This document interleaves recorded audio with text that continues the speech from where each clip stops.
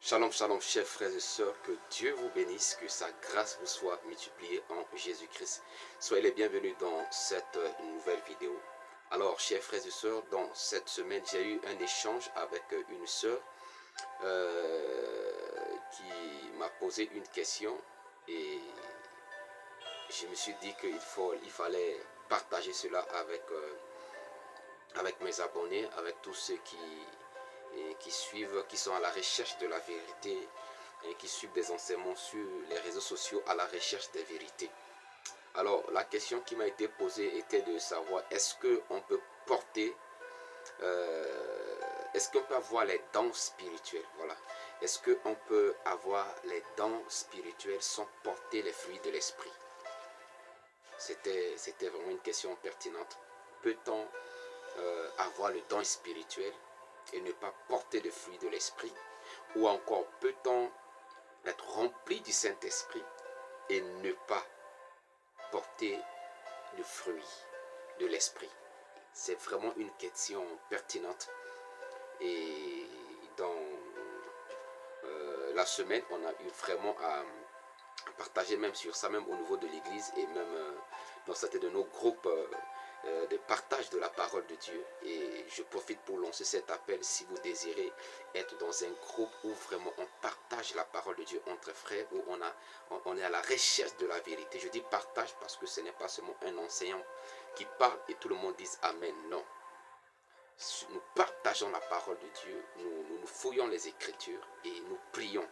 Donc si vous voulez être dans ce groupe, n'hésitez pas à me contacter en inbox.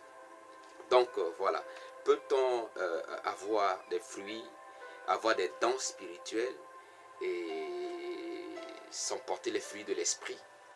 Autrement dit, peut-on être rempli du Saint-Esprit et ne pas porter les fruits de l'esprit?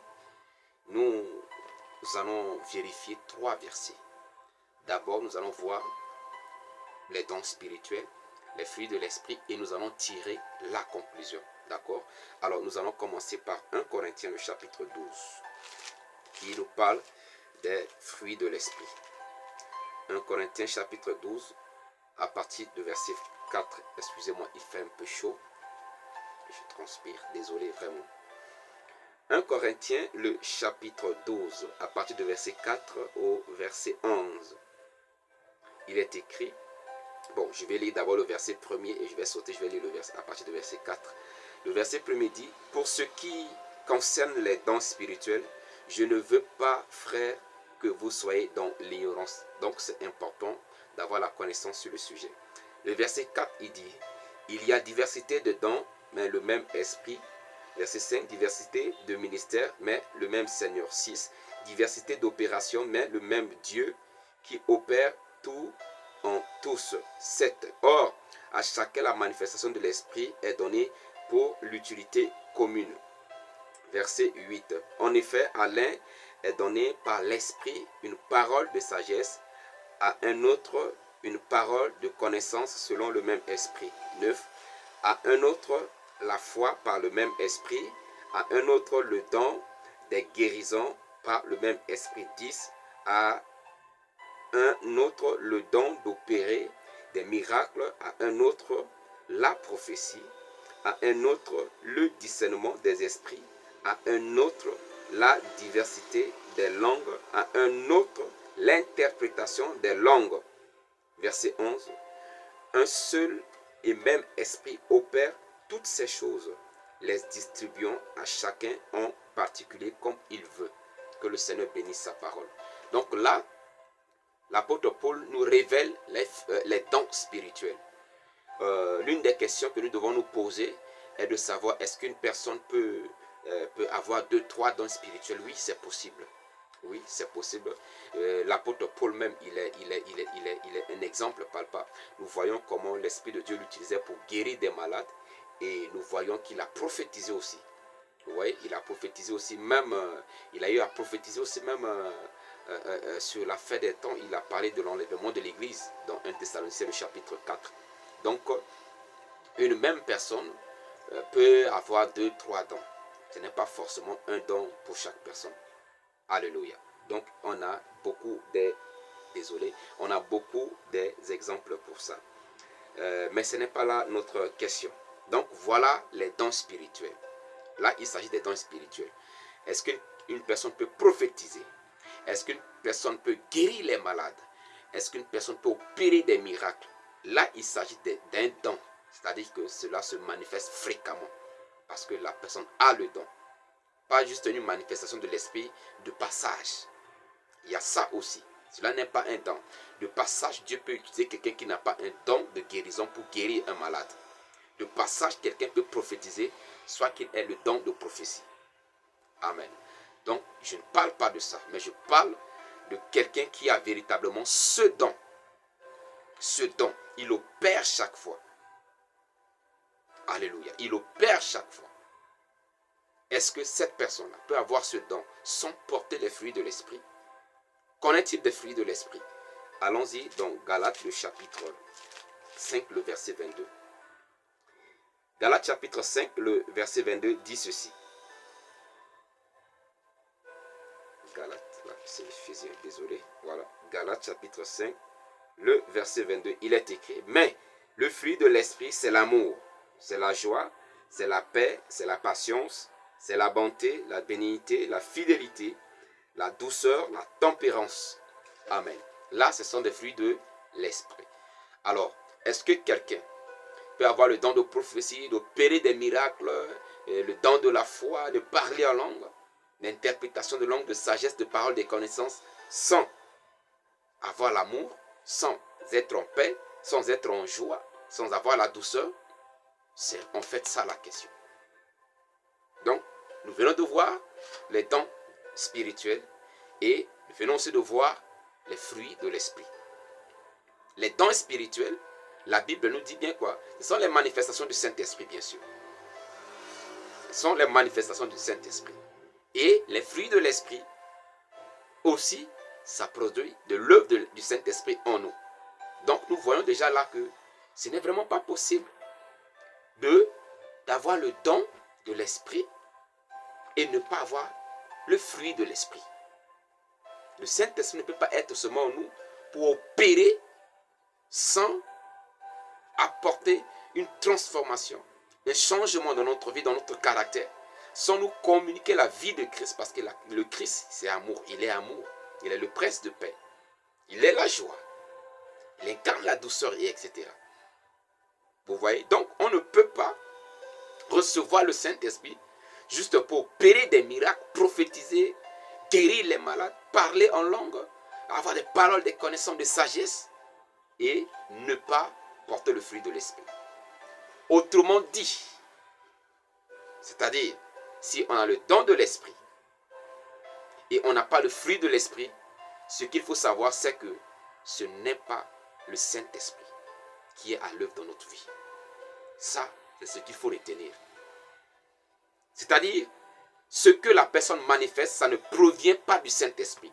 Et il est important, j'ai l'habitude de le dire dans plusieurs de mes vidéos, que ce n'est pas parce que quelqu'un a prophétisé que cela vient forcément du Saint-Esprit. Quelqu'un peut prophétiser avec un esprit impur. Quelqu'un peut opérer des miracles avec un esprit impur.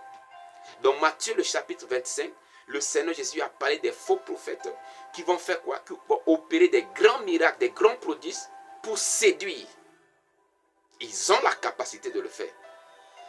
On peut prophétiser, on peut parler en langue avec des démons, animer des mauvais esprits, pensant que c'est le Saint-Esprit, alors que non.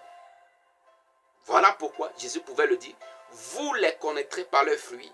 On ne connaît pas par la manifestation des dons, mais par le fruit que la personne porte. Parce que on reconnaît un arbre par le fruit que l'arbre porte. Pour dire que ça c'est un manguier, on voit les fruits, on voit les feuilles. Pour dire que ça c'est un papayer, on voit le fruit. Pour dire que ça c'est un avocatier, on voit le fruit. Un avocatier ne peut pas donner des oranges. Un oranger ne peut pas donner des papayes. Comme un papayer ne peut pas donner des mangues. Vous voyez? Donc, chaque arbre porte son fruit, ou bien ses fruits. Donc, si on a l'Esprit de Dieu, on doit voir en nous Les fruits de l'Esprit de Dieu. C'est Jésus qui le dit. Laissez-moi vous donner la preuve de cela.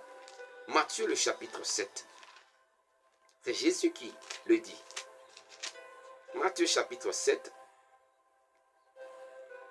Matthieu chapitre 7. Je cherche le verset. À partir de verset 15, je pense. Voilà.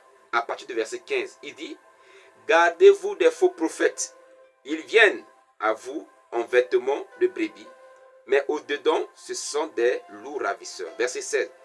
Vous les connaîtrez à leurs fruits. Et il ajoute encore. Il ajouta ceci. Il dit, cueille-t-on des raisins sur des épines ou des figues sur des chardons? Non. Non. Non, bien-aimé dans le Seigneur. Non. Vous ne pouvez pas chercher des fruits de raisin sur un avocatier.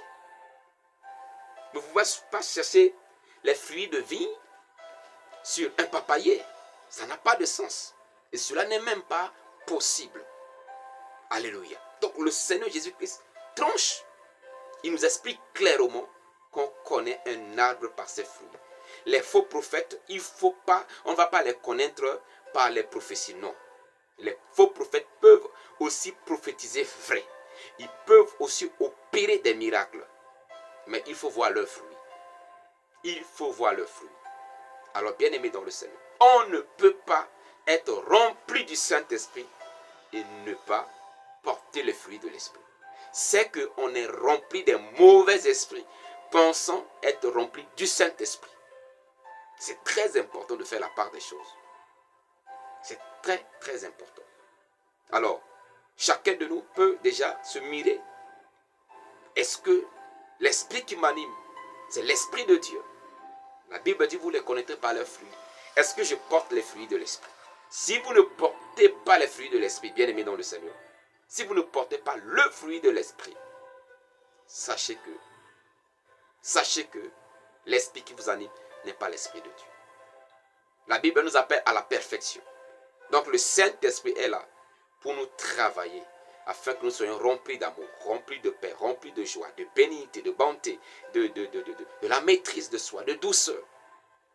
C'est ainsi que nous atteignons la perfection. Mais si on n'a pas les fruits de l'Esprit, surtout l'amour, parce que l'amour est la base du christianisme. L'amour est la foi. La base du christianisme. Si on n'a pas l'amour, si on n'a pas la paix en nous, on n'a pas la joie en nous, il faut d'abord le sexe, la drogue, il faut d'abord l'argent pour être en joie, c'est qu'on n'est pas rempli du Saint-Esprit. Parce que quand le Saint-Esprit vient en nous, la première des choses que nous pouvons avoir, c'est la paix. La paix en Jésus-Christ. La paix que le monde ne peut donner. La paix que ni l'or ni l'argent ne peut donner. Mais la paix que seul le prince de paix peut donner. Et Jésus-Christ est le prince de paix. Le prince de paix. Alléluia. Alors que Dieu vous bénisse. Je rappelle encore, nous avons un groupe de partage. Si vous voulez faire partie de ce groupe de partage et d'intercession, écrivez-moi en inbox. On va vous ajouter dans le groupe. Nous avons le groupe WhatsApp, mais la réunion se passe souvent sur Zoom. Voilà, il faut cette précision. Que Dieu vous bénisse. Si cette vidéo vous a édifié, vous a éclairé, vous a ouvert les yeux, je vous prie de la partager afin d'édifier les autres. Je vous dis de liker la vidéo. Si vous avez des commentaires, n'hésitez pas à écrire dans l'espace commentaire. Que Dieu vous bénisse, que sa grâce vous soit multipliée en Jésus-Christ. Rendez-vous dans la prochaine vidéo. Shalom à vous.